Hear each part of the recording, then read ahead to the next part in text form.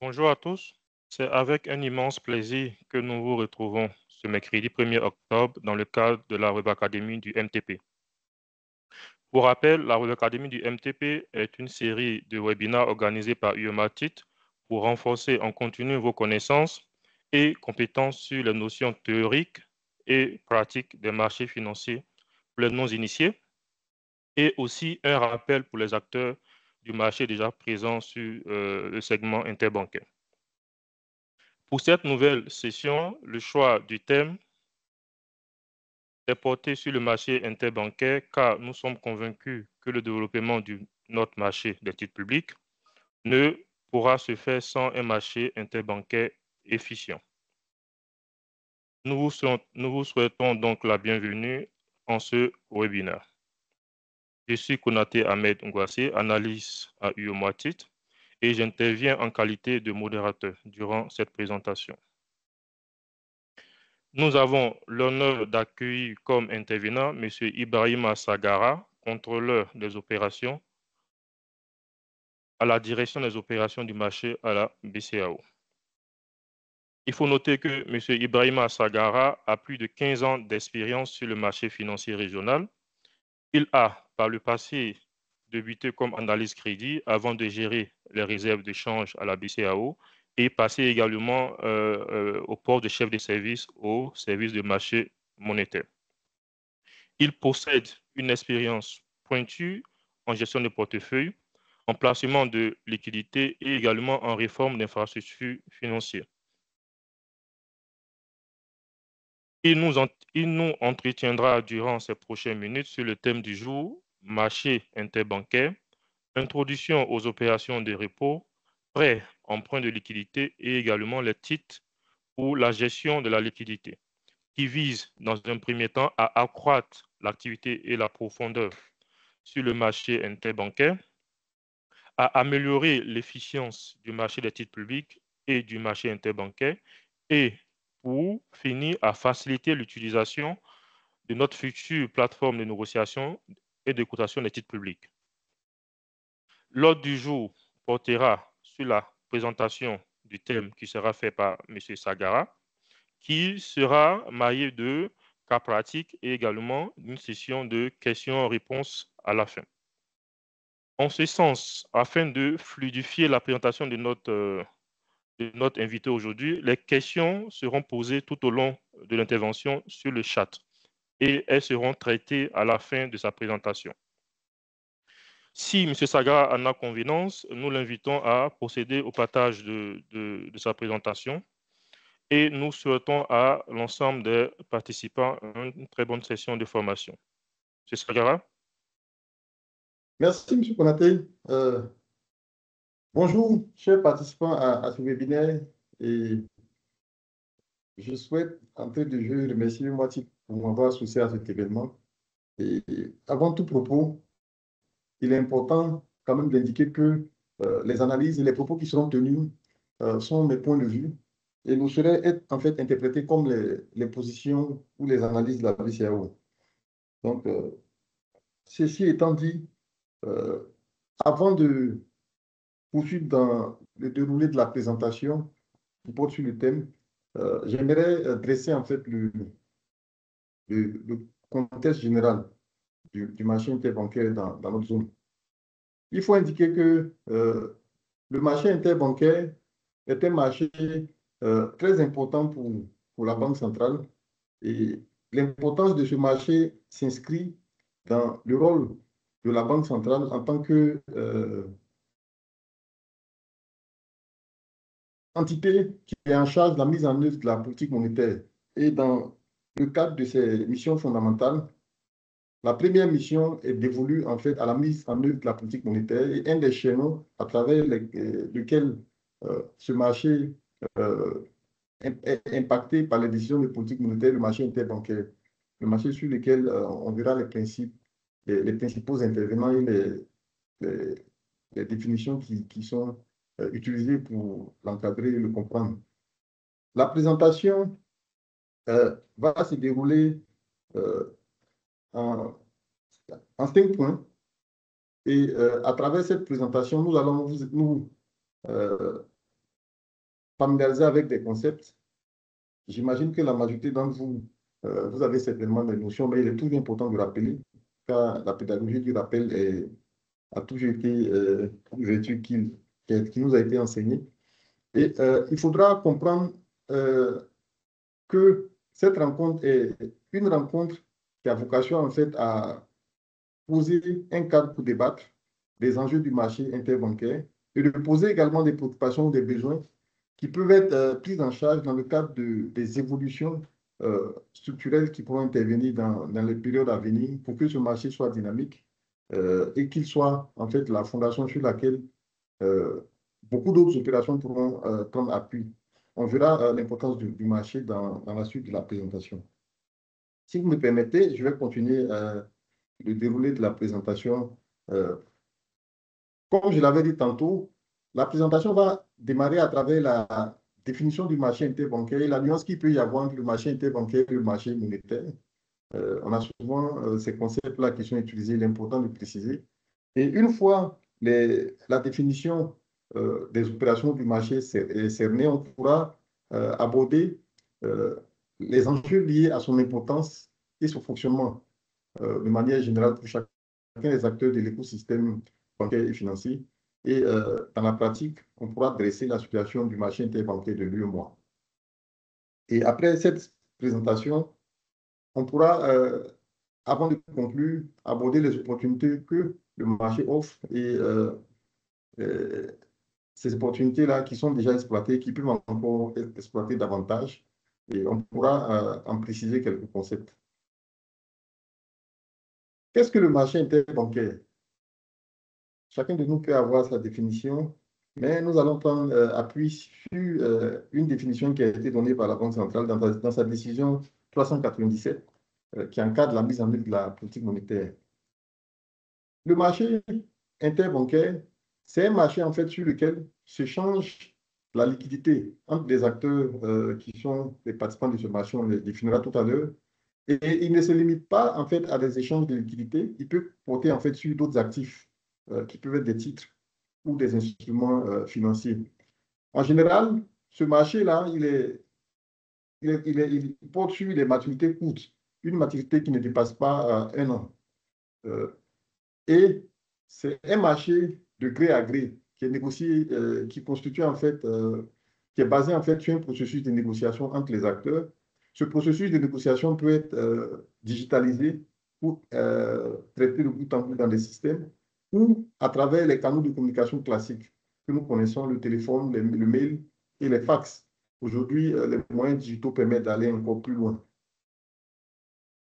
Sur ce marché, l'offre émane des banques qui ont de la liquidité, qu'elles prêtent aux banques qui ont des besoins de financement.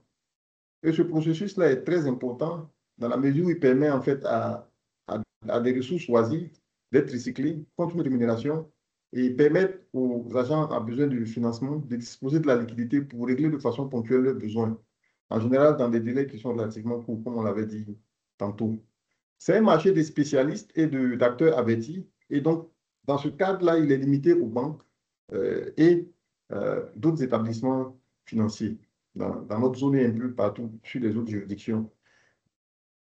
Sur d'autres juridictions, on a d'autres acteurs pour les juridictions qui sont matures, qui peuvent intervenir, mais dans notre zone, on a cette restriction qui est faite sur le marché qui est destiné aux banques et aux établissements financiers, notamment à caractère bancaire. Quelles sont les informations qui sont utiles sur le marché interbancaire pour mesurer en fait son activité? Sur le marché interbancaire, en raison de son importance, les banques centrales accordent un intérêt particulier aux taux publiés à l'issue des activités qui sont menées sur le marché interbancaire.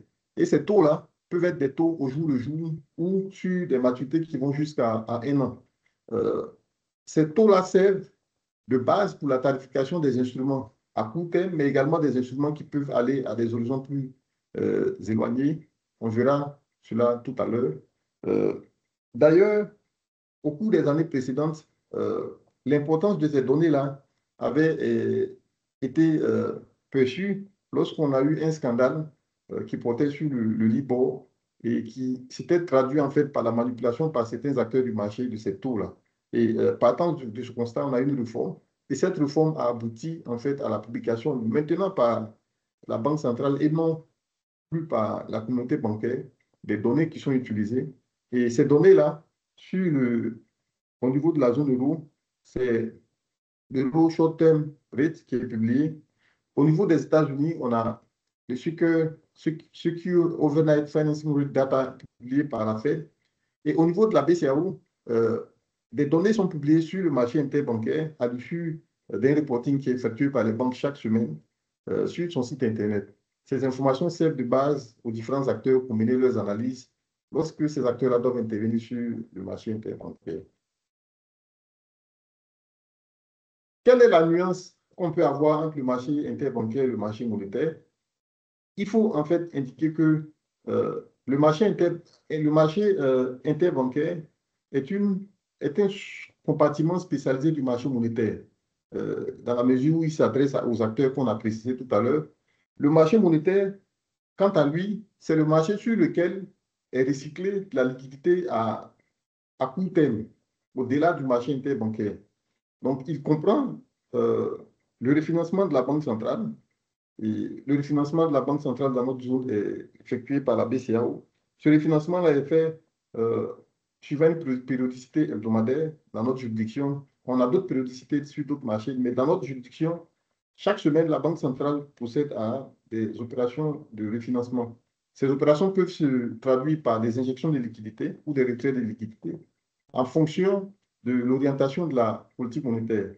Sur le marché monétaire également, euh, les émetteurs procèdent à des émissions de titres publics, des émissions de titres de créances négociables plutôt. Et ces émissions-là peuvent porter sur des titres publics à court terme, notamment les bons du Trésor, mais également des titres privés qui sont des billets de Trésor, des certificats de dépôt.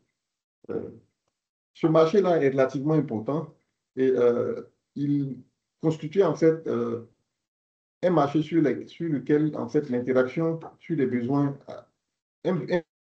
les interactions sur le court terme sont effectuées entre les acheteurs et les vendeurs. Comme on l'avait dit tantôt, le marché interbancaire, pour sa part, est une composante du marché monétaire. C'est une composante spécialisée qui est destinée aux banques et il permet de déterminer des taux d'intérêt qui sont applicables aux opérations sur le court terme. Donc, ce marché spécialisé est un marché qui permet, dans la pratique, d'évaluer les opérations, l'efficacité des opérations de refinancement de la Banque centrale lorsqu'il s'agit d'influencer les conditions de financement de l'économie de façon générale dans le cadre de la politique monétaire, mais également il sert de soubassement pour l'émission des titres publics par les États, notamment dans notre zone, qui est l'essentiel des émissions effectuées sur le court terme. Les émissions des certificats de dépôt des billets de trésorerie dans notre zone sont relativement euh, marginales. Donc,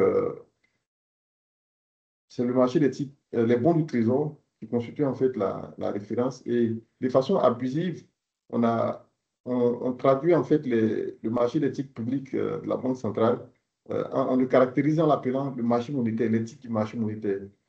C'est une définition, une terminologie qui n'est pas adaptée. Mais dans la pratique, c'est une terminologie qu'on entend et il est important de faire le distinguo. Les titres qui sont émis sur le marché des titres par adjudication, ce ne sont pas des titres du marché monétaire, ce sont des titres publics. Ils comprennent des titres, des bons du trésor, mais également des obligations qui sont sur des maturités longues. Comme ces obligations sont également émises au niveau de la BFM. Donc, c'est cette terminologie, je pense, qui est un résultat ou un fruit du passé, dans la mesure où, dans les premières années du marché des titres publics, la Banque centrale, qui était l'entité qui portait les émissions de titres publics, émettait uniquement des bons du Trésor. Donc, cette appellation abusive a été retenue de ce fait-là. Et aujourd'hui, Iomatic est l'acteur spécialisé qui procède aux émissions de titres publics dans notre marché. Et Iomatic le fait depuis plus de 10 ans avec euh, une qualité remarquable. Le second point, c'est l'importance et le fonctionnement du marché interbancaire. À quoi sert le marché interbancaire? comme on l'avait dit dans la définition, il permet d'abord, de façon générale, la gestion de la liquidité et des actifs. Euh, Comment est-ce qu'il permet de gérer de la liquidité? Il permet de transférer de la liquidité à des acteurs qui ont des excédents au profit d'acteurs qui ont des besoins. Et les instruments qui sont utilisés, ce sont des instruments de prêt et d'emprunt. On verra euh, dans la suite ce qui en est dans la pratique dans notre zone. Et il permet également le transfert d'actifs qui ne sont pas forcément des espèces entre les acteurs du marché à travers des opérations qu'on verra également, comme on l'a dit. Ces actifs-là peuvent être des actifs qui ont une maturité longue, par exemple 10 ans, 15 ans, 7 ans.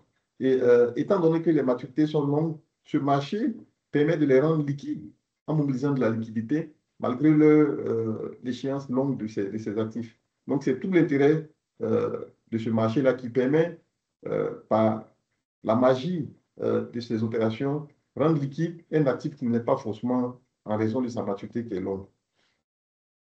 Le marché interbancaire est un marché qui joue un rôle important dans la stabilité financière. Il permet en fait de procéder à une allocation entre euh, les demandeurs de ressources et les offreurs de ressources. Donc, il crée une forme d'équilibre. Et il doit constituer en fait le marché sur lequel les acteurs s'échangent essentiellement leur liquidité. Et dans ce cadre-là, la Banque centrale n'interviendrait qu'en appoint lorsqu'on est dans des périodes de tension et de façon relativement ponctuelle. Comme on l'avait dit dans le point précédent, le point 1, dans le point 2, le marché interbancaire permet un arbitrage entre les maturités qui sont courtes et les maturités qui sont longues. Et lorsqu'on est investi sur le marché, les maturités longues, il permet également euh, à travers le processus de refinancement ou de mobilisation de ressources, rendre liquides ces actifs-là qui sont sur des maturités longues. Le troisième point, qui est un point très important en particulier pour la Banque centrale, le marché interbancaire constitue un canal à travers lequel la Banque centrale procède à une régulation de l'activité économique à travers le pilotage de la liquidité bancaire et des taux d'intérêt. Donc, c'est partant de cette mission fondamentale de la Banque centrale que toutes les initiatives qui ont été menées au cours des dernières années ont permis en fait de bâtir un marché interbancaire qui fonctionne, qui progresse, mais reste toujours confronté à des défis. Et ces défis, on les verra dans les points qui suivent. Donc, en résumé, le marché interbancaire est important dans le sens où il permet de procéder à une gestion de la liquidité des actifs. Il contribue en fait à la stabilité financière et son bon fonctionnement permet une transmission efficace de la politique monétaire au système financier de façon généralisée. Ce slide-là met un accent à travers un graphique qui est issu de Bloomberg, un accent particulier sur le marché interbancaire. Le marché, pas forcément le marché interbancaire, le marché monétaire. On avait dit que le marché monétaire, c'est le marché interbancaire et le marché des titres de créances négociables, ainsi que le financement de la Banque centrale. C'est le marché interbancaire constitue en fait le pilier du marché monétaire et le marché monétaire également constitue la base sur laquelle la courbe des taux qu'on perçoit ici euh, permet aux émetteurs, aux acteurs du marché de se projeter sur des horizons qui sont longs. Et ce fonctionnement-là est important parce que lorsqu'il n'est pas assuré, il est difficile pour les émetteurs de se projeter en fait sur des maturités qui sont longues. Et il constitue une référence. Et les taux qui sont publiés sur ce marché reflètent les conditions de liquidité de façon générale, en sachant que la Banque centrale influence ces conditions de liquidité. Et ce graphique, lorsqu'on le voit, indique parfaitement le besoin de ce marché. Il s'agit en fait d'une coupe des taux qui a été extraite de Bloomberg pour illustrer en fait le rôle du marché interbancaire, du marché monétaire, dans le cadre en constituant en fait un pilier à partir duquel la mobilisation de ressources peut se faire sur les maturités un peu plus éloignées.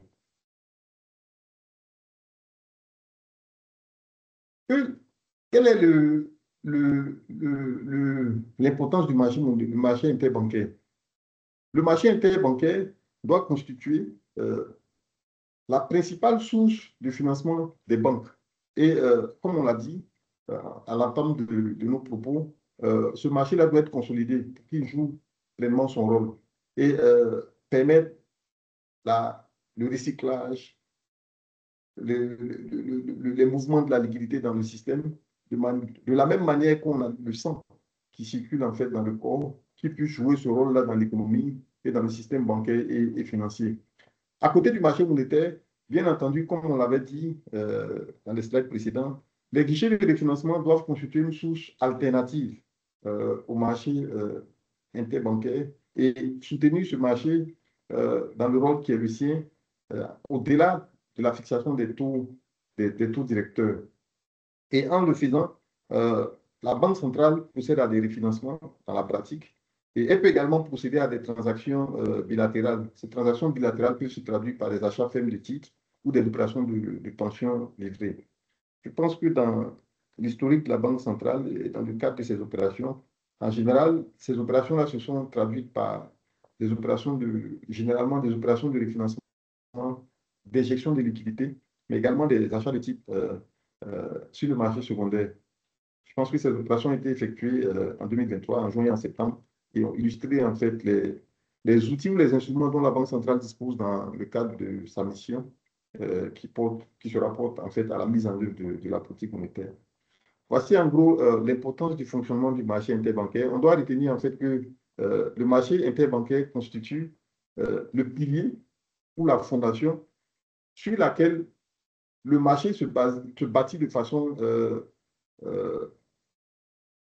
la fondation sur laquelle en fait le marché se bâtit de façon générale et son bon fonctionnement pose de grands défis à relever pour le marché de façon générale. Et nous avons vu en fait son dysfonctionnement dans les années 2007-2008 lorsqu'on a eu sur les marchés internationaux la crise des subprimes. Et ce dysfonctionnement-là qui a été un dysfonctionnement très important a nécessité des mesures vraiment très fortes des autorités de régulation pour restaurer en fait son fonctionnement, comme on peut le voir aujourd'hui à l'étranger, mais également dans notre zone, comme on verra en fait les points qui suivent. Quelle est la situation du marché interbancaire dans l'UEMOA? On peut noter que le marché interbancaire dans l'UEMOA a enregistré des évolutions vraiment notables. Et ces évolutions ont été impulsées par des efforts aussi bien de la Banque centrale, des acteurs du marché et des autres parties prenantes telles que l'UEMOA Titre. Et un des points où un des facteurs qui a favorisé le développement de ce marché, c'est le lancement en fait, d'une infrastructure informatique. À travers cette infrastructure en mars 2014, les acteurs du marché peuvent interagir et faire des opérations. Donc, on a eu présenté juste la période récente, une progression de 2018 à 2024 ou 2025 de 270 milliards à peu près à aujourd'hui plus de 740 milliards. Cette évolution des volumes est importante et elle se poursuit, on verra dans les stades qui suivent. Elle ne s'est pas traduite uniquement par une amélioration du volume. Le volume, c'est apprécié et c'est une évolution qu'on note et qui a vocation en fait à continuer et qu'on souhaite.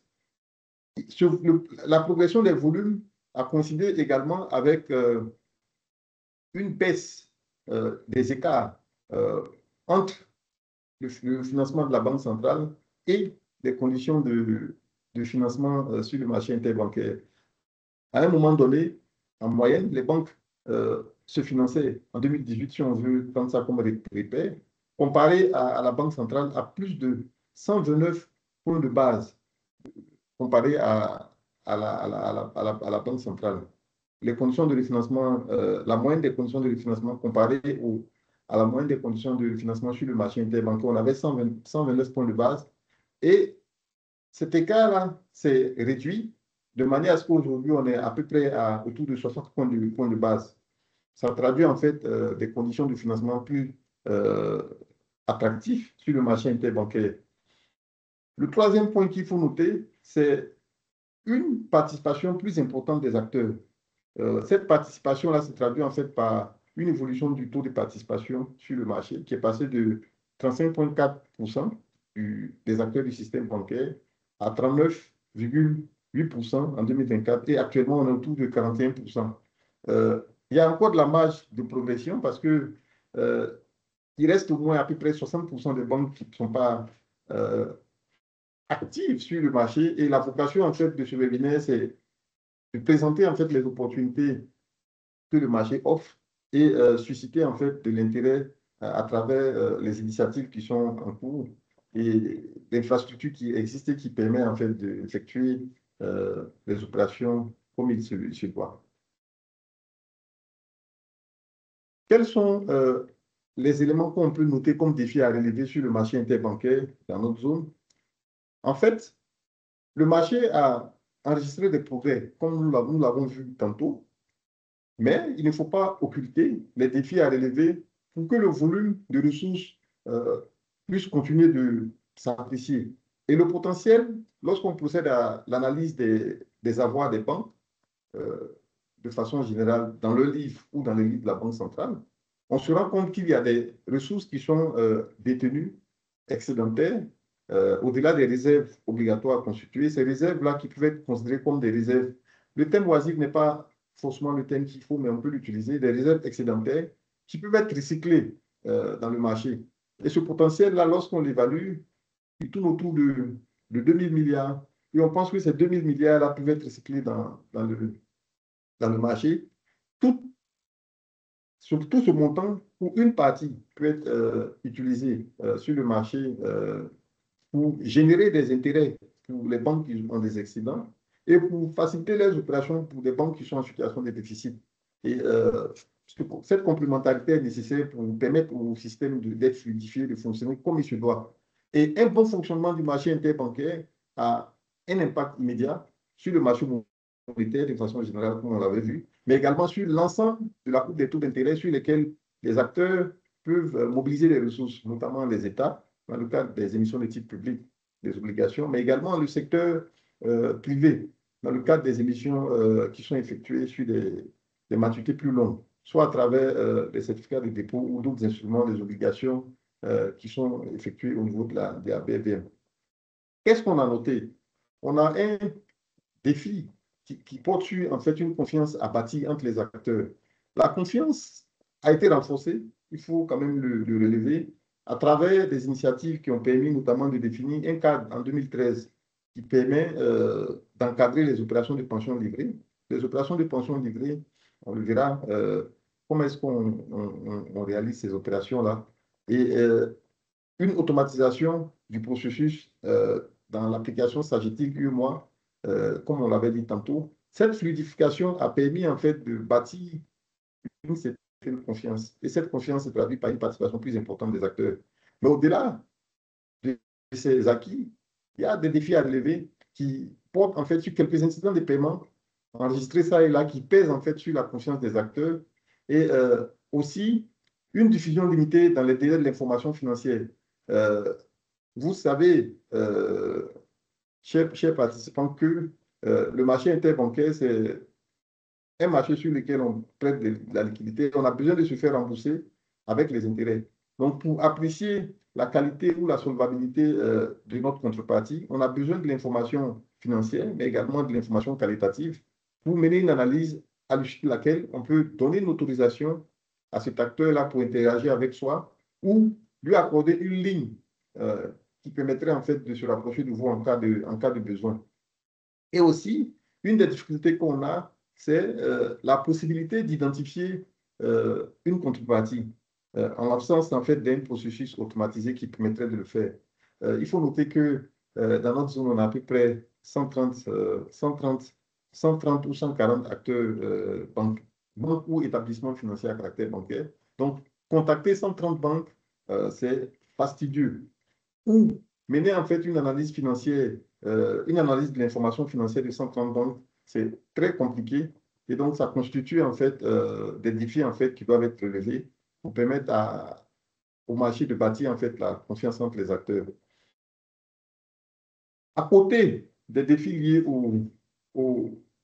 à la confiance à bâtir, il faut indiquer que une grande partie des opérations qui sont effectuées sur le marché portent sur les opérations de pension. Et les opérations de pension sont les opérations à travers lesquelles un participant mobilise de la liquidité en contrepartie en fait d'un collatéral qui est remis. Et le collatéral, dans notre cas, ce sont les titres publics émis par voie d'adjudication. Et ces titres publics-là, malheureusement, sont confrontés à un déficit de liquidité. C'est-à-dire, lorsqu'on a une contrepartie qui n'arrive pas à honorer ses engagements, il se trouve que la contrepartie qui n'est pas défaillante a des difficultés à céder le titre. Et donc, cette difficulté-là est d'autant plus importante que la maturité du titre est éloignée. Donc, les difficultés à trouver une contrepartie rendent en fait les opérations de pension peu attractives, surtout lorsque la contrepartie a des besoins et qu'elle n'arrive pas en fait à liquider le titre. La liquidité du marché des titres est liée également à la liquidité du marché interbancaire parce que lorsqu'on a un marché interbancaire qui est fluide et qui est liquide, les acteurs ne voient pas de contrainte en fait à acheter un titre lorsqu'ils ont de la liquidité disponible. Donc, les deux points sont intimement liés. La confiance à bâtir sur le marché interbancaire et la liquidité du marché secondaire. Donc, dans le slide, c'est plutôt un marché secondaire des titres publics plus liquide. On va continuer sur la situation du marché. Il faut indiquer que aujourd'hui, dans la réalité des faits, de manière pas souhaitable forcément par la Banque centrale, le refinancement, la Banque centrale joue un rôle central dans le système bancaire, dans la mesure où il représente à peu près 90% du refinancement. Et donc, le marché interbancaire n'intervient qu'à hauteur au maximum 10%, mais entre 5 et 8% de façon générale. Donc, il y a un équilibre à retrouver pour que le marché interbancaire joue son rôle.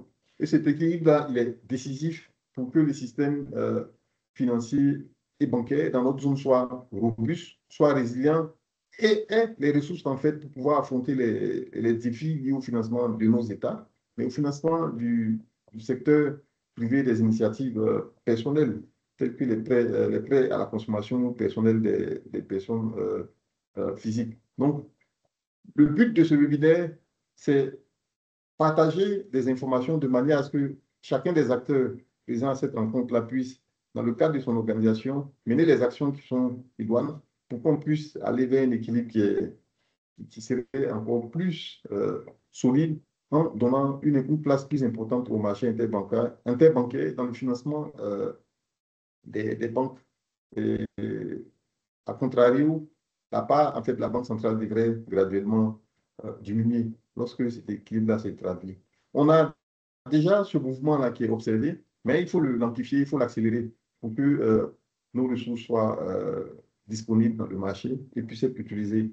De plus en plus, les États peuvent avoir recours en fait, au marché des titres publics plutôt qu'au marché, au marché international lorsqu'il y a des contraintes. Et donc, c'est le lieu aujourd'hui de bâtir un marché interbancaire solide qui va jouer son rôle à côté des guichets de refinancement de la Banque centrale et permettre en fait à un équilibre important pour le financement de l'économie de s'établir.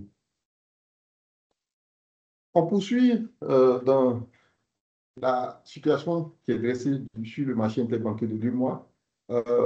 Pour la période récente, on a collecté des données qui sont publiées et disponibles sur le site Internet de la Banque centrale, dans la rubrique marché, lors des applications d'injection de liquidité. On a noté en fait que l'encours du marché interbancaire a continué de progresser. Et aujourd'hui, à la date du 25 août, il représentait 12% du refinancement total des banques.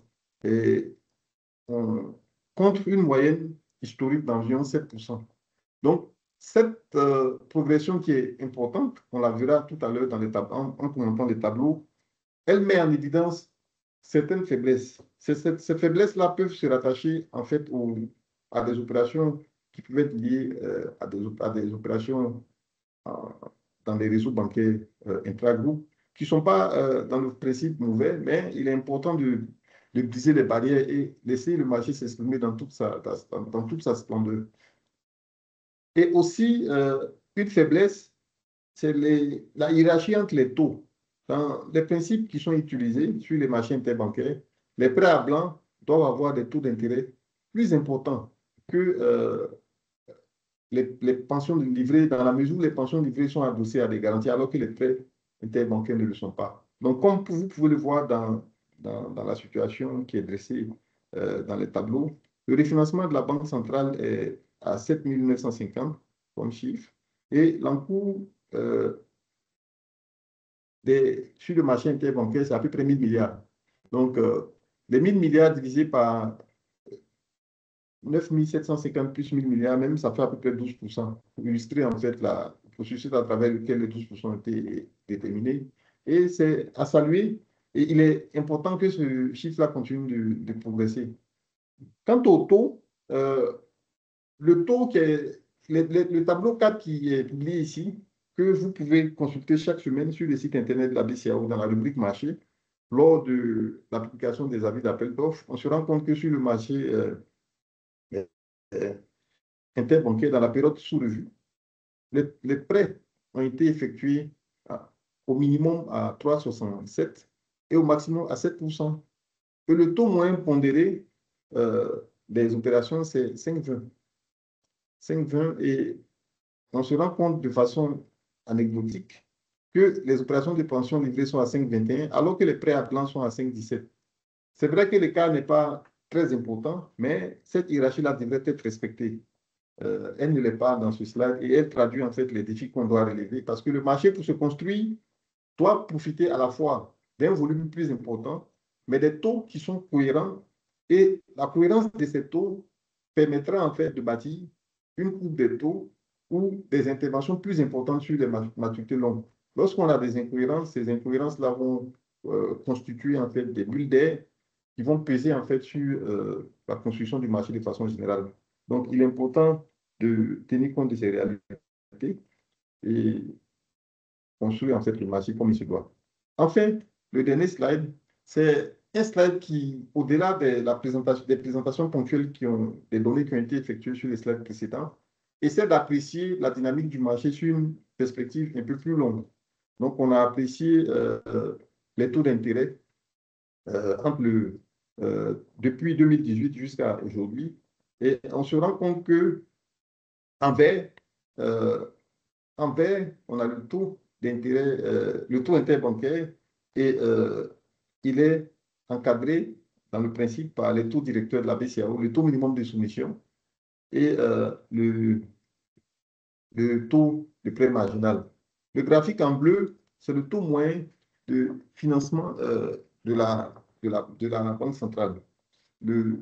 On se rend compte qu'il y a des périodes où le marché, les taux du marché interbancaire sortent du corridor de la Banque centrale. Et en revanche, il y a des périodes où il est à l'intérieur de ce corridor-là, notamment en 2020, pendant la période du Covid. Et aujourd'hui, on a également une situation où le taux a réintégré, comme on peut le voir vers la fin du graphique, la zone qui est compatible avec les actions de la Banque centrale. Ce fonctionnement-là n'est pas cohérent et il constitue en fait un défi pour la Banque centrale qui souhaiterait, dans le cadre de sa politique monétaire, que le taux interbancaire soit encadré par les taux directeurs et que le financement des banques soit encore plus attractif que le financement de la Banque centrale. Le financement de la Banque centrale doit être un peu plus coûteux et un financement de dernier ressort, comme on dirait. Sur les marchés internationaux, le recours au financement de la Banque centrale n'est pas bien perçu. Et donc, il suggère en fait un signal de difficulté au niveau des acteurs qui sont concernés. Dans le graphique de droite, c'est un graphique qui présente les évolutions du refinancement, l'encours du refinancement de la Banque centrale, mais également les évolutions des opérations qui sont effectuées. Cette fois-ci, ce n'est pas l'encours, mais c'est plutôt les opérations hebdomadaires, le graphique en rouge. Et on se rend compte on sent et on voit l'évolution, en fait, la dynamique positive des volumes qui sont échangés sur le marché.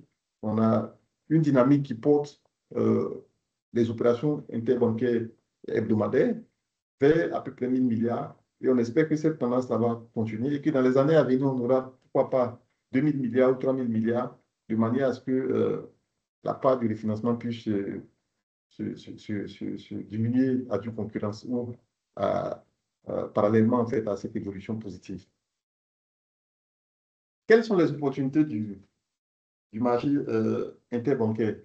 On verra les opportunités, mais il est important, avant qu'on aborde la question des opportunités, de noter qu'il n'y a pas en fait de free lunch. C'est-à-dire, il faut toujours considérer le risque lorsqu'on mène des opérations et il est important de noter ce point-là. Ces aspects-là n'ont pas forcément été abordés, mais il est important, avant de dérouler en fait dans la partie qui suit, de vous indiquer, en fait, chers acteurs, chers participants, qu'il faut tenir compte du risque de ces contreparties en faisant en fait les diligences qui y sont attachées. Et ces diligences-là font partie en fait des règles de gouvernance que vous connaissez également comme autant d'un point de vue opérationnel et financier, mais également d'un point de vue juridique. La documentation juridique qui établit vos relations doit être constituée.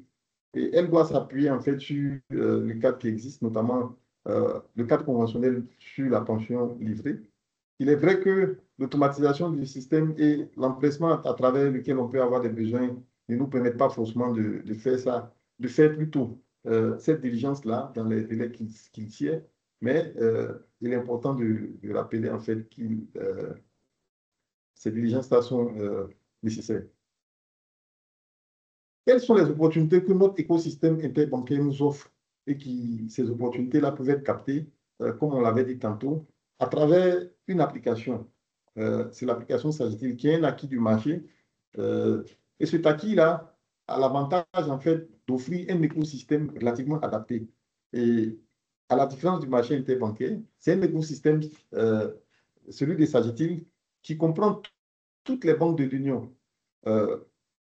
Très souvent, étant donné que le refinancement peut être un besoin pressant ou imprévu, toutes les banques se ressentent en fait le besoin de s'assurer en fait la possibilité. Donc, dès la création d'une banque, très souvent, dans notre juridiction, on a l'ouverture d'un compte de règlement qui est effectué par les banques dans le cadre de leurs transactions financières, leur virement, mais également l'ouverture d'un compte dans l'application Sagitil pour pouvoir participer aux émissions de type public, mais également procéder à des opérations interbancaires. Donc, à travers ce processus, on a un écosystème dans lequel tous les acteurs du marché sont présents. Donc, cet écosystème-là offre cette fonctionnalité-là. Et au-delà de la présence de tous les acteurs, il comporte un système de dépositaire central de type public émis par voie d'adjudication. Et donc, les titres sont incorporés dans le système et peuvent être utilisés comme instrument pour la négociation d'opérations, notamment les opérations interbancaires. Aujourd'hui, il ne permet pas forcément la négociation des titres qui sont conservés par d'autres dépositaires. Parmi les autres dépositaires centraux, on a le DCBR. Pour le moment, le système ne permet pas de faire des opérations sur ces instruments. En ce qui concerne les opérations émises par adjudication, le système dépositaire permet de procéder à un traitement qui sied. On a un cadre réglementaire également qui est adapté. Ce cadre réglementaire, il porte sur des règlements qui ont été élaborés par la BCAO sur la pension livrée, des instructions prises en application par la Banque centrale, mais également la convention de participation au système, s'agit-il, à travers cette convention, un certain nombre de règles et de règles de bienséance sont indiquées. Il appartient en fait aux acteurs de les respecter. Aujourd'hui, on va juste s'appesantir sur les opérations interbancaires, mais l'application offre d'autres types de possibilités. Et parmi ces opérations, on met l'accent sur 4 opérations interbancaires et une opération annexe qui est nécessaire, et on le verra dans la suite. C'est quoi? Ce sont les opérations de pension livrée. Ces opérations de pension livrée sont des opérations qu'on verra tout à l'heure. Le deuxième type d'opération, ce sont les opérations, ce sont les prêts interbancaires. Je pense qu'il y a un mot qui a sauté. Ce sont des opérations de prêts interbancaires garantis. Et on verra à quoi renvoie en fait cette notion, le terme garantie. Et la troisième catégorie d'opérations, ce sont les prêts à blanc. on offre la liquidité à une contrepartie sans garantie. Pourquoi ce type d'opération peut être envisagé? Parce qu'on a confiance à cette contrepartie, on sait qu'elle est solide, c'est une contrepartie de premier rang, donc on n'a pas forcément besoin d'avoir des garanties. Et on a ce type d'opération qui est effectuée. Et enfin, la quatrième catégorie d'opérations, ce sont les opérations de prêt de titres. Ces opérations de prêt de titres consistent en fait à la différence des trois autres, ne déplacer que des actifs, mais pas forcément de la liquidité immédiatement. Ce sont des actifs qui sont déplacés et qui sont prêtés. Et on verra en contrepartie de quoi. Et enfin, on a une opération annexe, c'est une opération de cession ferme de titre. Les opérations de cession ferme de titre sont nécessaires pour boucler la boucle, dans le sens où les opérations de cession ferme de titre permettent à un acteur qui a effectué des opérations adossées à des titres à les céder pour se désengager éventuellement lorsque sa contrepartie est en situation de défaut. Donc, ce type d'opération est important pour boucler en fait la panoplie d'outils dont on peut disposer pour intervenir sur le marché interbancaire. Dans les slides qui vont suivre, on va présenter un peu en détail les opérations et quelques captures d'écran et vous expliquer en fait ce qu'il en retourne lorsqu'on veut conduire des opérations.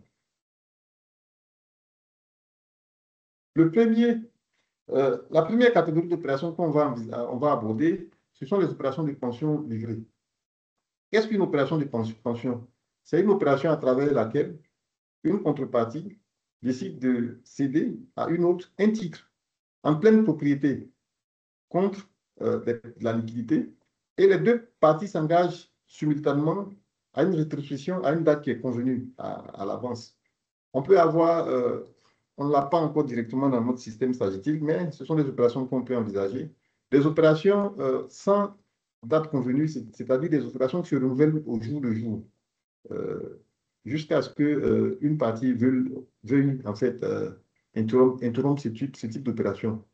Donc, l'avantage de cette opération, c'est le système de dépositaire central qui permet d'automatiser en fait les mouvements de titres dans le système. C'est-à-dire on obtient la liquidité en contrepartie des espèces. Et les opérations se font simultanément. Et donc, cela réduit en fait le risque opérationnel et automatise le processus. Il faut indiquer que les opérations de pension, ce sont des opérations qui reposent sur un titre bien précis. Et ce titre-là est indiqué dans le formulaire qui est présenté plus haut. Lorsqu'on regarde ce formulaire, en fait, la contrepartie qui détient le titre peut envoyer un message en fait à la contrepartie qui souhaite prêter de la liquidité. Et les champs qui sont prévus portent d'abord sur l'identité des contreparties. Chaque contrepartie peut mettre son identité. Et une fois que l'identité est précisée, les références de cette contrepartie, à savoir son compte titre et son compte espèce, sont indiquées.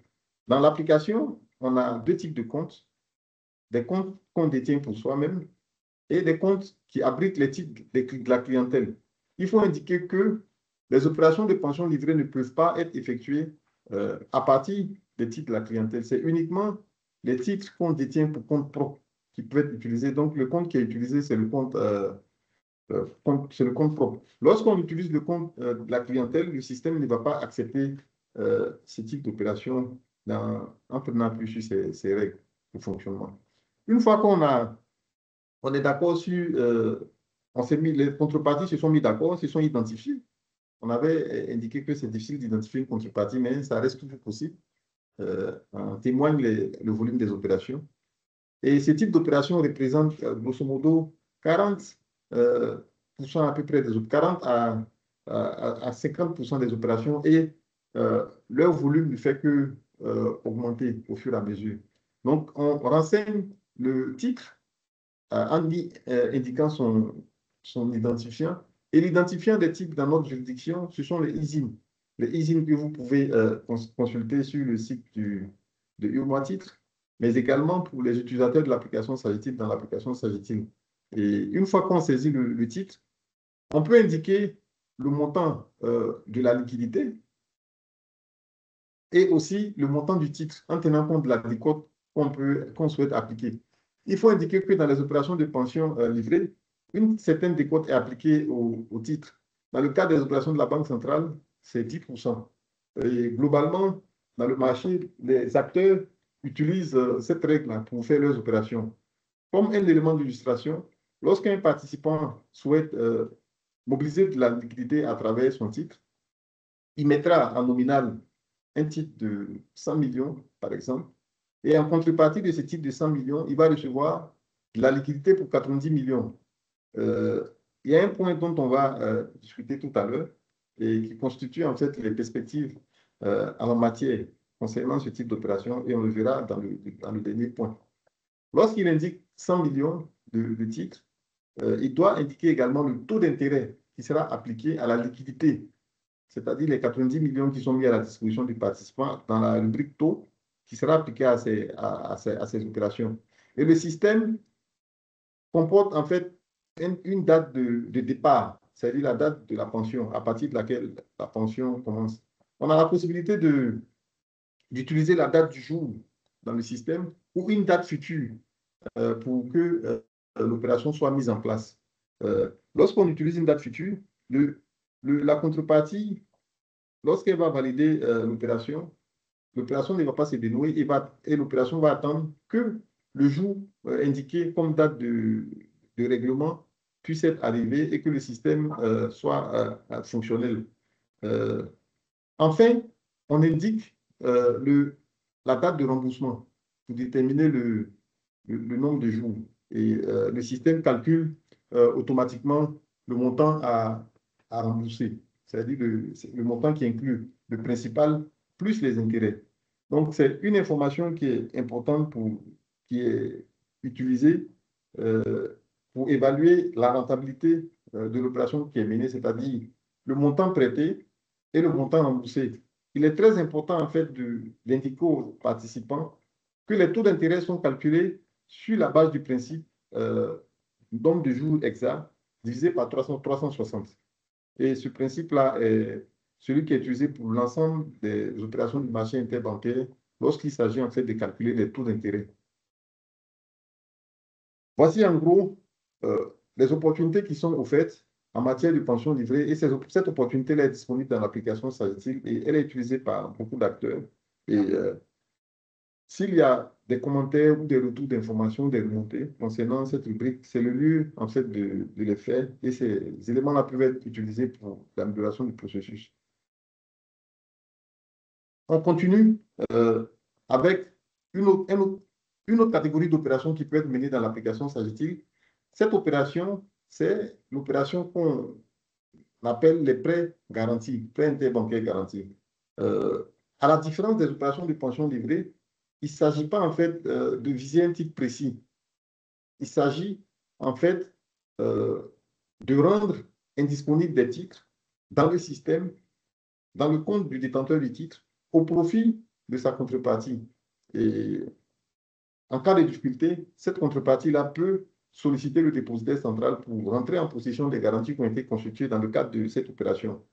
Le formulaire est exactement le même que le précédent. Les informations saisies sont à peu près les mêmes, à la différence qu'on n'a pas d'informations sur le titre, dans la mesure où, comme je l'ai dit, il s'agit en fait d'un ensemble d'instruments qui sont rendus indisponibles par le système lui-même dans le cadre de cette opération. Pourquoi est-ce qu'on peut avoir recours à un prêt interbancaire garanti?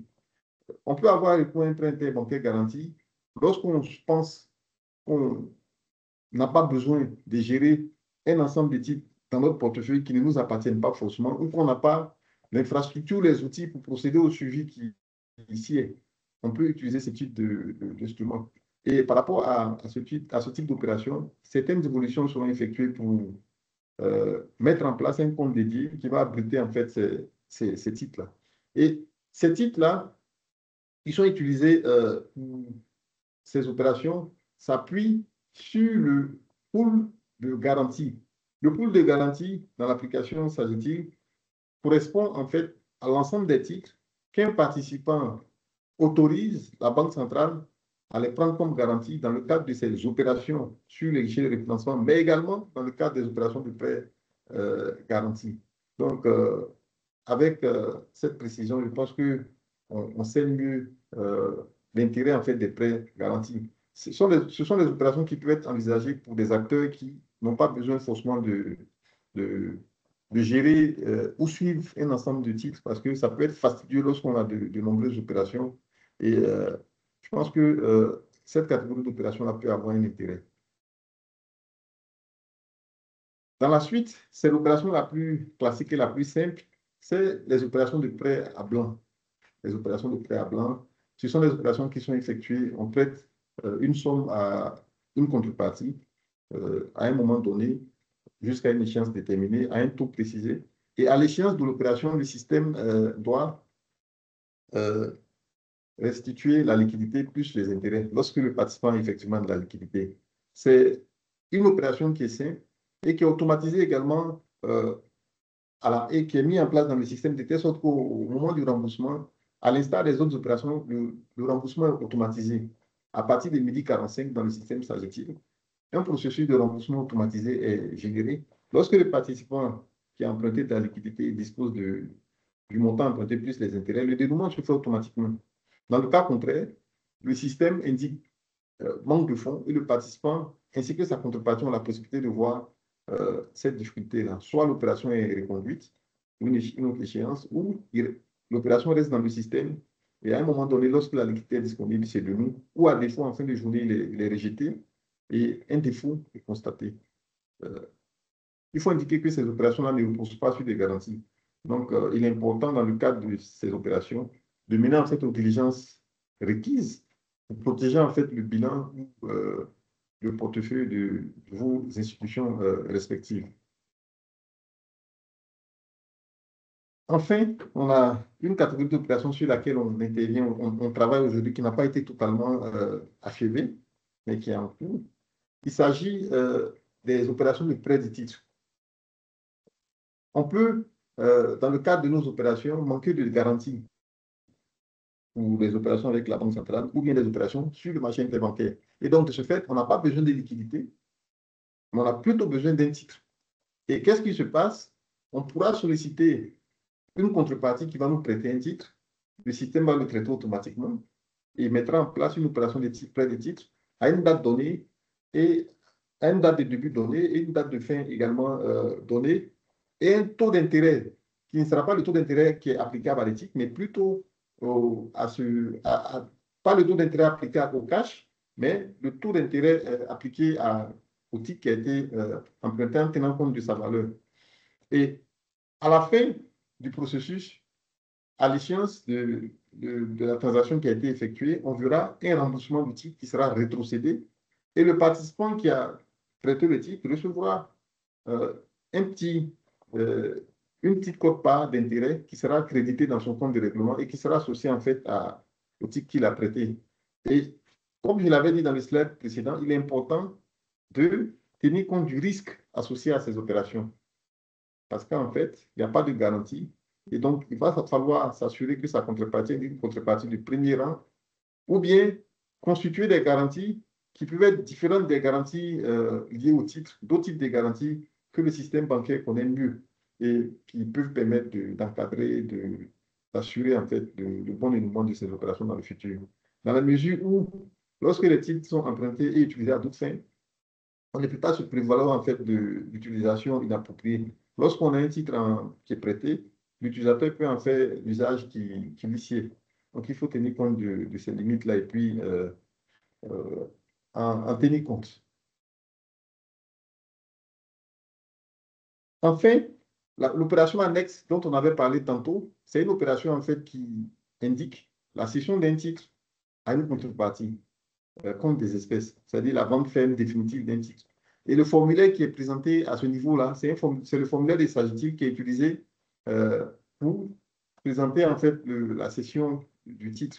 Et dans ce formulaire, on a un champ qui donne un exemple du nom de la contrepartie, le compte qui est concerné. Ici, à la différence des opérations interbancaires, on peut utiliser le compte propre comme le compte des clients, parce qu'on peut vendre un type de client si le client le sollicite à une contrepartie lorsque la contrepartie est déterminée. Et donc, dans ce formulaire, on renseigne les informations qui portent sur les contreparties, le vendeur et l'acheteur. Ensuite, on indique l'identifiant en fait du titre et on met le prix ou le taux. Le prix hors coupon couru ou le taux lorsqu'il s'agit en fait des bons du trésor. Et le système va calculer le montant espèce à verser. Ce montant espèce, dans le cadre des obligations, intègre le coupon couru, qui est une information, qui est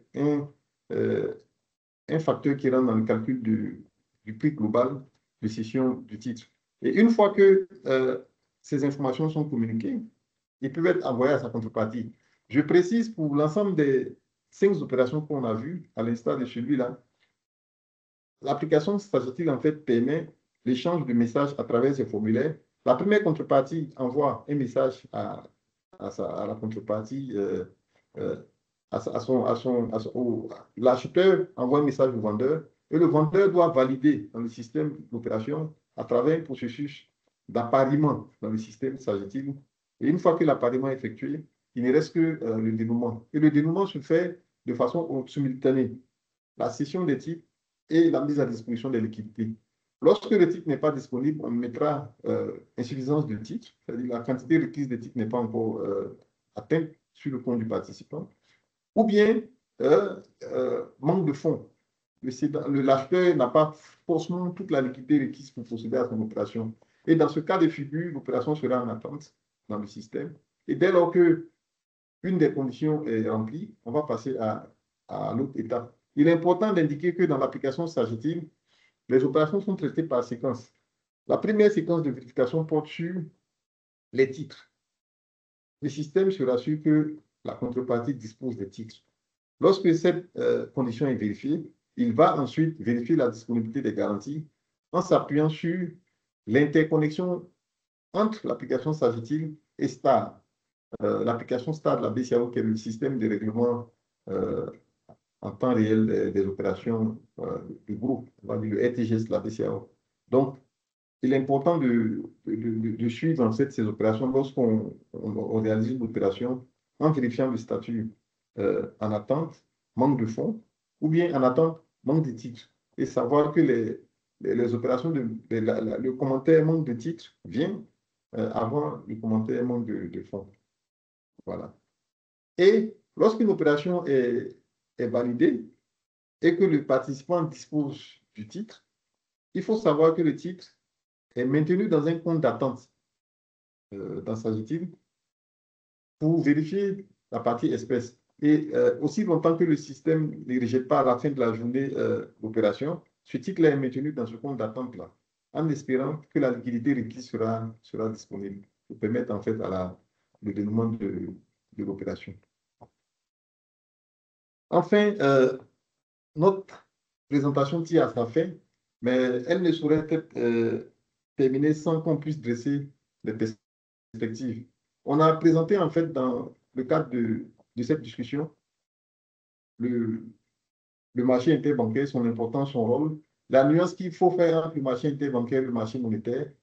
Et ensuite, la situation du marché a été dressée avant qu'on puisse aborder quelques opportunités que le marché offre comme perspective en termes d'opérations pour en tirer profit. Il faut indiquer que si on recyclait ne serait-ce que 1000 milliards dans le marché, à des taux d'intérêt aujourd'hui d'à peu près 5%, le marché de façon générale serait amené à se partager au bout d'une année d'activité à peu près 50 milliards. Donc ce sont des revenus qui ne sont pas peut-être très importants comparé à la taille de certaines banques, mais qui peut avoir un intérêt et profiter en fait au compte d'exploitation des banques. Mais il faut toujours tenir compte du risque dans la mesure où il n'y a pas de free lunch. Et lorsqu'on a un retour sur investissement, il y a également des risques. Et ces risques-là, il faut les encadrer en tenant compte des meilleures pratiques, aussi bien le risque de crédit que le risque opérationnel associé à ces opérations. En termes de perspectives, comme je l'avais dit, les perspectives peuvent porter en fait sur le soutien permanent que la Banque centrale offre aux banques dans le cadre du refinancement. Et cette perspective-là devrait inscrire en fait les interventions de la Banque centrale comme une intervention en dernier ressort. Et également, les actions de la Banque centrale peuvent porter sur l'adaptation du cadre réglementaire de façon graduelle en tenant compte des évolutions du cadre de façon générale, mais également en tenant compte des enjeux opérationnels pour améliorer l'efficience, l'efficacité du déroulement des opérations.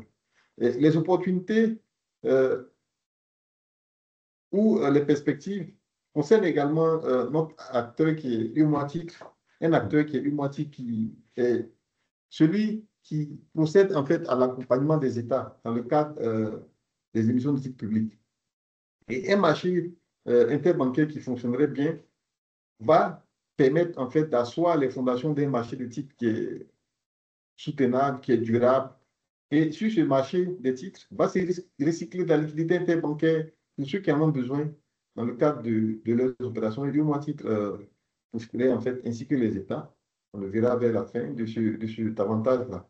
Parallèlement, lorsque le marché interbancaire est dynamique, on avait vu en fait le lien entre le marché secondaire et le marché interbancaire. Le marché secondaire également des titres sera dynamique, il sera liquide. Il va permettre aux acteurs d'identifier rapidement des acteurs susceptibles d'acheter les titres qu'ils veulent céder et de les céder. Ou bien, à contrario, permettre aux acteurs qui veulent pas acheter, permettre d'identifier rapidement les vendeurs et acheter un titre dont ils ont besoin dans le cadre de leur portefeuille d'investissement ou dans le cadre de la gestion de leur bilan. Pour les banques, le marché interbancaire offre deux bénéfices. Le second bénéfice, le premier bénéfice, il constitue en fait une opportunité pour les banques qui ont des excédents de liquidité. Et cette opportunité-là consiste en fait à effectuer des placements et à générer des revenus additionnels. Et ces revenus-là sont relativement importants. Il faut saluer ces dernières années un progrès dans la fonction des trésoriers parce que ce sont les trésoriers en fait qui assurent cette fonction au niveau des banques et qui ont permis en fait au marché d'atteindre le niveau qui est le sien et qui peuvent continuer en fait de faire ces efforts dans ce sens-là. Il permet également aux acteurs euh, qui ont des besoins de liquidité d'avoir de la liquidité sans trop stresser et il permet en fait à une fluidification de leurs opérations. On n'est pas obligé en fait forcément de maintenir de la liquidité en se disant qu'on ne sait jamais lorsqu'on sait que le marché offre la liquidité en cas de besoin. Donc cette flexibilité-là est importante pour le développement des marchés et pour une évolution harmonieuse du marché. Enfin, on a les autres parties prenantes. C'est vous et moi, ce sont les États d'abord, vous et moi, on a besoin de financement de nos projets. L'État a besoin également de financement de l'économie et des projets structurants qui permettent de mettre en place l'environnement qui sied au développement de nos États. Développement que chacun de nous appelle de ses voeux. Donc, voici en gros les perspectives du marché qu'offre figurer en fait un développement du marché interbancaire. Mais cela dit, il faut indiquer que la Banque centrale, en rapport avec les autres parties prenantes, notamment UMATIC, continue d'investir en fait dans l'infrastructure de marché, dans la mesure où cette infrastructure-là constitue une base opérationnelle dont l'intérêt est indéniable. On l'a vu déjà avec l'application Sagil qui a fêté ses 10 ans l'année passée. La Banque centrale et Umoatic travaillent à la mise en place d'une plateforme qui va permettre aux participants d'afficher leurs besoins, d'identifier des contreparties. Et cette plateforme-là va constituer un chaînon à travers lequel on pourra identifier des contreparties dans le cadre des opérations interbancaires, mais également dans le cadre des opérations sur les titres. Et cet environnement de marché qui sera mis en place sera connecté à l'application Sagil pour assurer un processus automatisé, un processus digitalisé. Nous savons très bien que dans l'ère de notre époque, ce sont ces processus-là qui sont mis en place pour permettre en fait une circulation rapide et un traitement optimal des opérations. Voici en gros ce que je souhaitais présenter dans le cadre de ce webinaire et je vous remercie, chers participants, pour votre aimable attention et la suite va se poursuivre avec les questions et on va donner les réponses qui doivent. Merci. Merci beaucoup, M. Sagara, de nous avoir embarqués dans vos connaissances durant ces 1 heure et nous avons beaucoup appris. Et j'en suis sûr également que les participants également. Alors, Simon, je devais rapidement faire une synthèse de ce qu'on a appris durant les 1 heure. Donc, on apprend que le marché interbancaire, c'est un marché qui est réservé aux banques où on échange des liquidités, des titres à court terme. En termes de rôle clé du marché interbancaire, on peut notamment citer la gestion de la liquidité, stabilité financière et également la transmission de la politique monétaire. Dans la zone UEMOA, on a des progrès qui ont été faits depuis des années maintenant, notamment Sagitil qui a été mis en place, des volumes qui sont en progression, mais cependant, il y a encore des défis que nous devons surmonter pour avoir encore un marché efficient, notamment du fait d'un manque de confiance qu'on voit d'ici et là. Les titres publics qui ne sont pas forcément liquides comme il les devraient, et également les banques sont plus dépendants de la BCAO que du marché interbancaire. Malgré ça, il y a également des opportunités qu'on peut saisir, ce qui est intéressant parce qu'il y a plein de possibilités qu'on a sur l'interbancaire, notamment des opérations de pension livrées, des prêts garantis ou encore non garantis, des prêts de titres ou encore la cession des titres. Donc, quelle banque aujourd'hui peut utiliser pour pouvoir travailler sur l'interbancaire. Pour finir, en termes de perspective, on a différents acteurs qui doivent travailler ensemble, notamment la BCAO dans tout ce qui est implication, notamment dans tout ce qui est réglementation, les banques elles-mêmes et UEMOA-TIT qui, de son côté, doit faire son travail. Et également, vous avez souligné qu'il y a un projet phare qui est en cours de finalisation, qui est le projet de la plateforme électronique de négociation, qui permettra aussi, un temps soit peu, de pouvoir rendre ce marché un peu plus dynamique. Ceci étant dit, je me joins aux participants pour remercier M. Sagara pour ces temps d'apprentissage. Et nous allons passer en fait à la séance questions-réponses. Donc, je pense que Mme Prunel, tout au long de la séance, a recueilli pas mal de questions et qui ont été adressées à M. Sagara. M.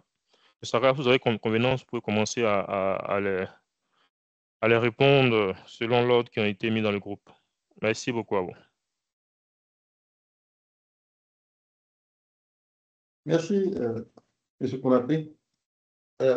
Une des questions qui est posée, c'est la différence entre le marché des capitaux et le marché monétaire. Selon l'appréhension que moi j'ai du marché des capitaux, le marché des capitaux, c'est le marché où on a le capital de façon générale, les capitaux, peu importe l'échéance, on a assez à des capitaux sur tout à coupe de tout.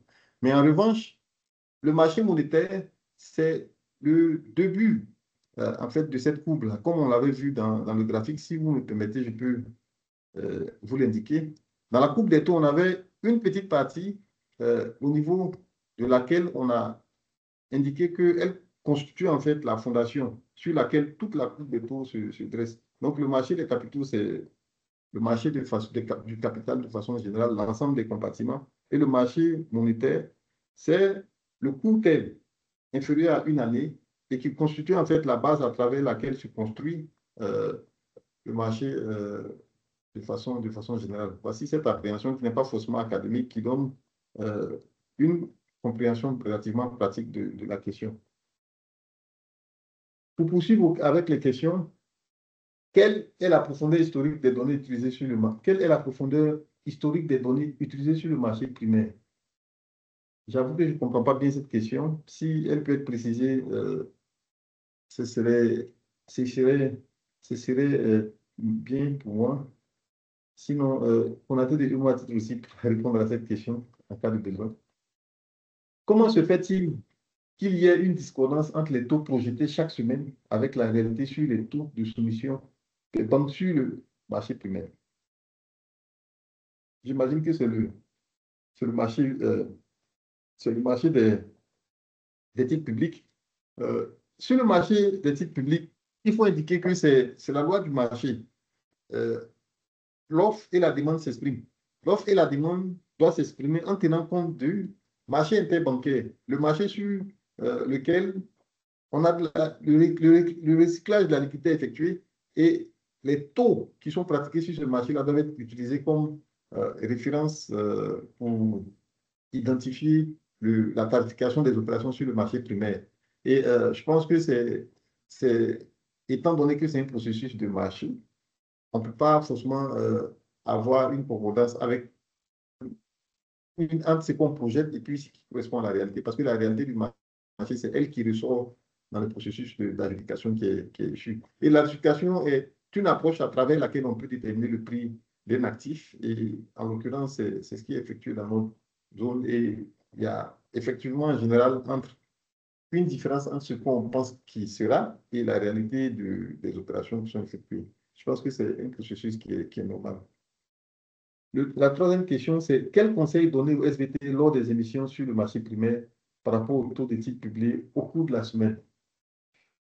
Là, c'est une question un peu délicate. Je n'ai pas de question directe, mais ce qu'on peut dire, c'est que les SVT ont un rôle important à jouer dans la participation, dans l'animation du marché secondaire, dans leur participation au marché primaire. Et donc, elles doivent tenir compte des taux du marché interbancaire, comme on a dit, qui constitue la référence, mais également en tenant compte du pays pour lequel ils sont SVT et étudier l'historique de l'évolution des taux qui sont appliqués à ces opérations.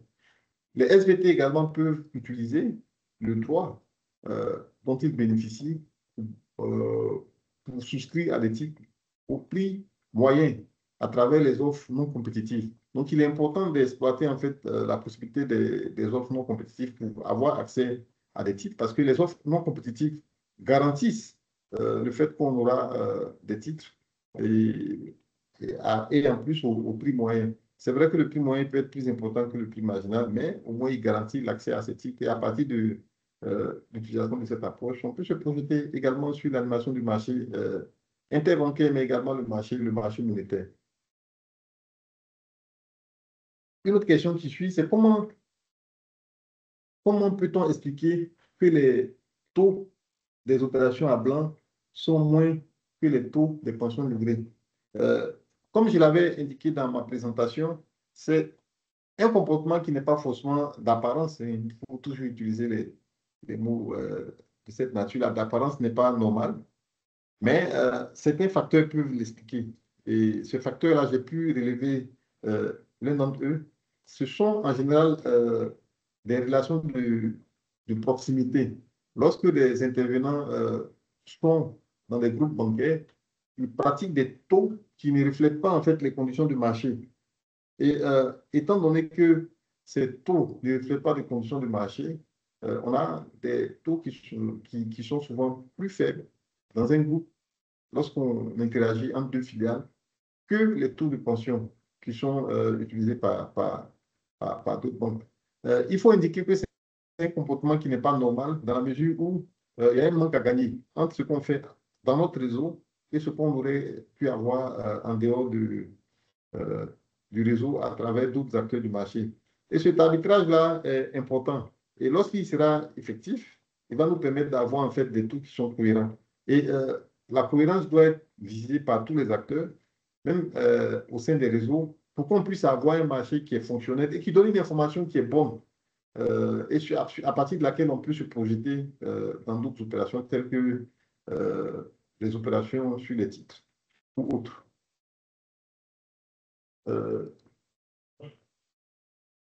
Je reviens sur une question qui est proposée.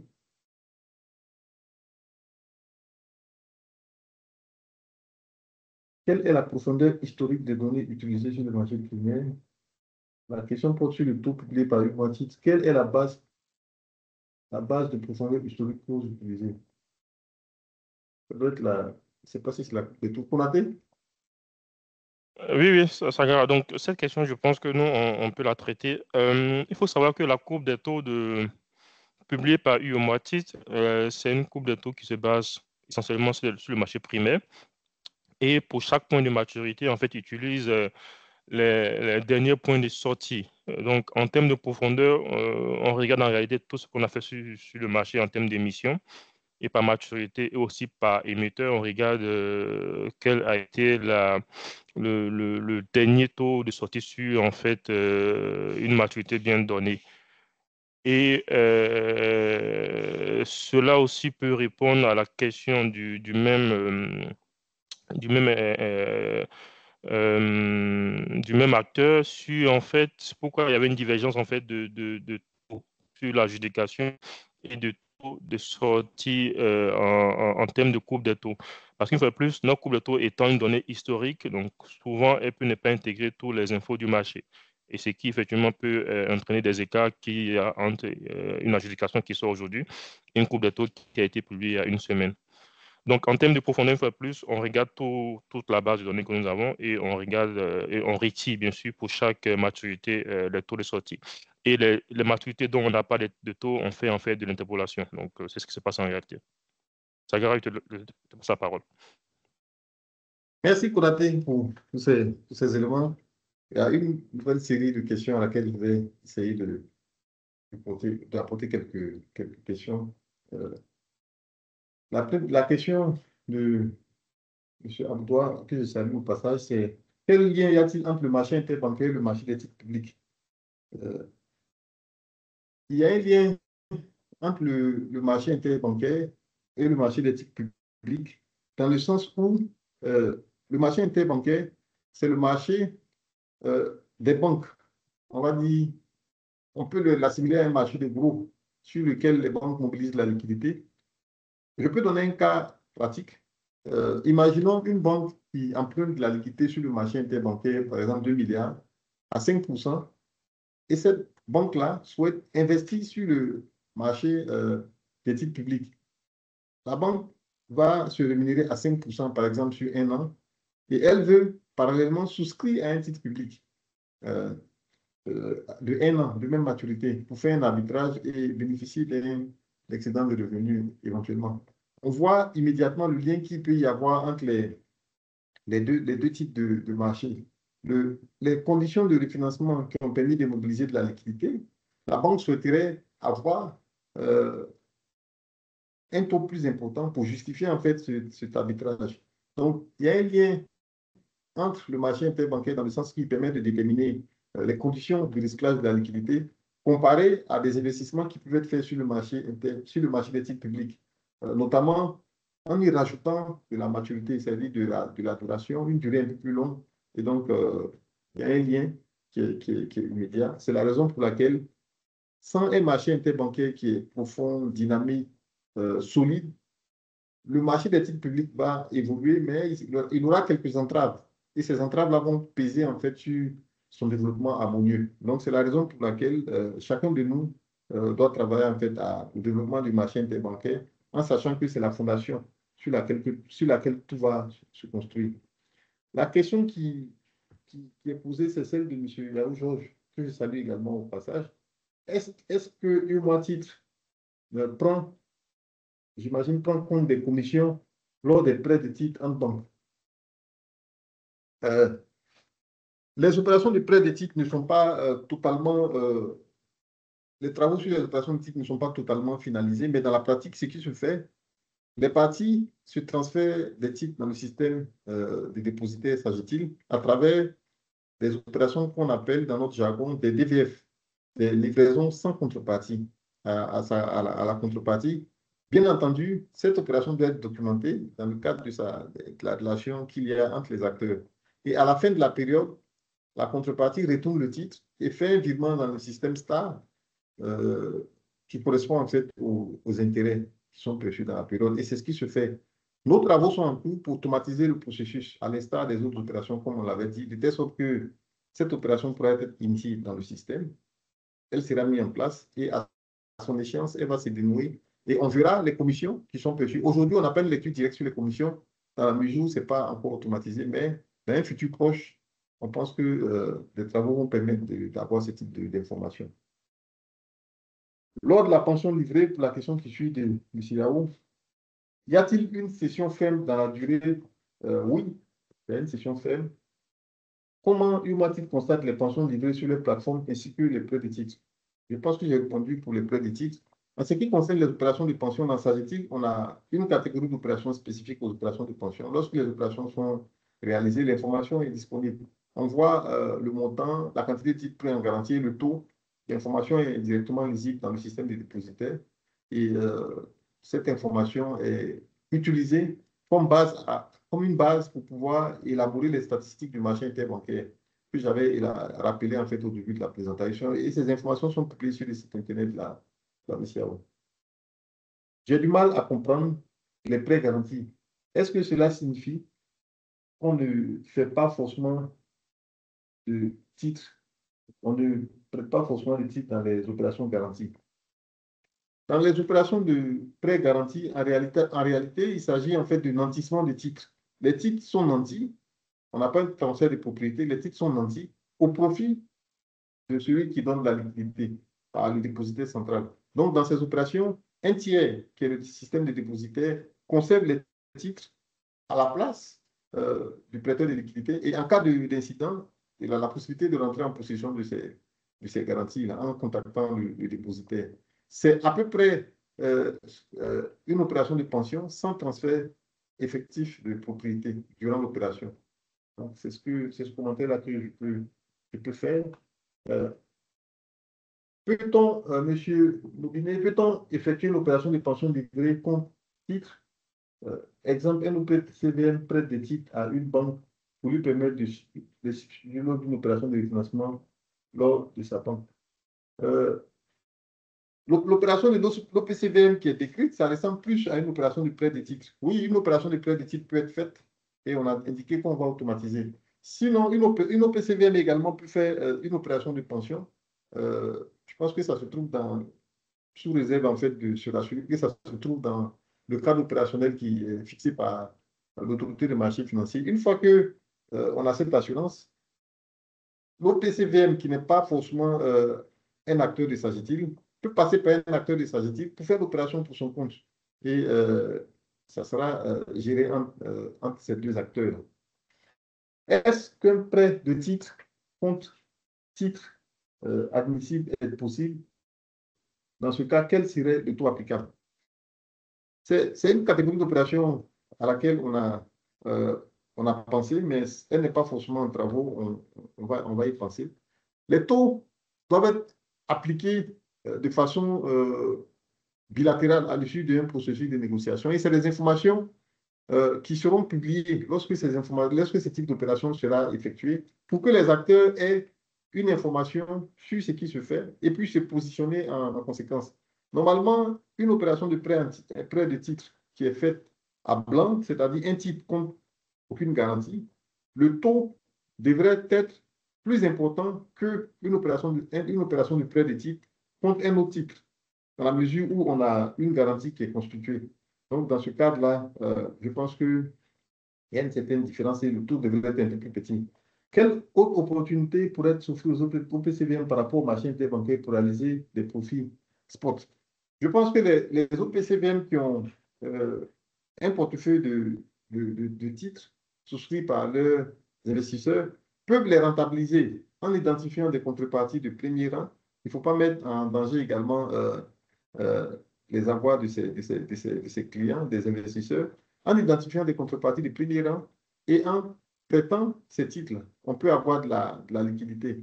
Et une OPCVM également qui a des demandes de remboursement peut avoir des besoins de liquidité pour rembourser en fait les investisseurs qui souhaitent sortir en fait du fonds. Et dans ce cadre-là, on peut mobiliser de la liquidité via un acteur ou soi-même directement, si on est une SGI notamment, à travers des opérations de pension livrée. Voilà les éléments de réponse que je peux apporter aux questions. Je pense que la liste des questions est close et j'ai répondu aux questions. Ceux qui n'ont pas pu poser peuvent se rapprocher de lui, moi, l'organisateur de la session, et puis on verra. Je vous remercie.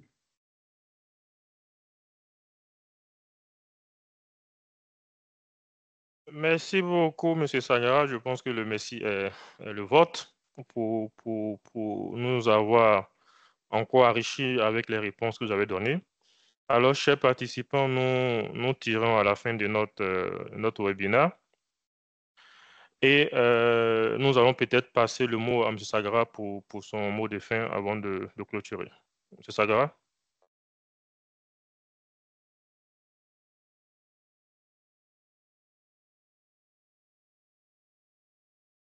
Alors, votre micro est coupé, M. Sangara. Ok, désolé. Je vous remercie, M. Konaté.